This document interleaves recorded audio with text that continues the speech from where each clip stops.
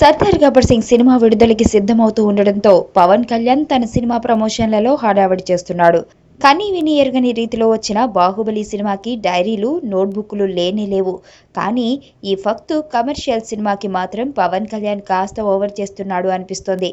రతన్పూర్ గ్రామం ఎలా పుట్టింది, ఆ ఊరు చరిత్ర ఏంటి, అక్కడి నిధులు, నిక్షేపాలు, జనాభా లెక్కలు అంటూ వర్ణించే ఓ డైరీని అన్ని మీడియా సంస్థలకు పంపించారు సర్దార్ గబ్బర్ సింగ్ డైరెక్టర్లు.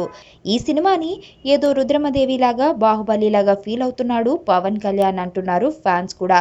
ఇది ఒక ఫిక్షన్ సినిమా, కాల్పనికం. చాలా సినిమాలకి ఇలాంటి ఊరు ఒకటి అవసరం కాబట్టి ఒక సెట్ వేసి పేరు పెడతారు. అంతేకాని దీనిని పట్టుకుని పబ్లిసిటీ కోసం ఇదెక్కడ హడావిడో. మళ్ళీ కొత్తగా స్టోరీ బోర్డులు అంటూ కొత్త విశేషాలు బయటికి దింపారు. స్టోరీ బోర్డు ఏందో తెలుగు సినిమా వాళ్ళకి కొత్త అయినట్టు. దివంగత డైరెక్టర్ బాపు తన ప్రతి సినిమాకి తానే స్టోరీ బోర్డు వేసుకునేవారు.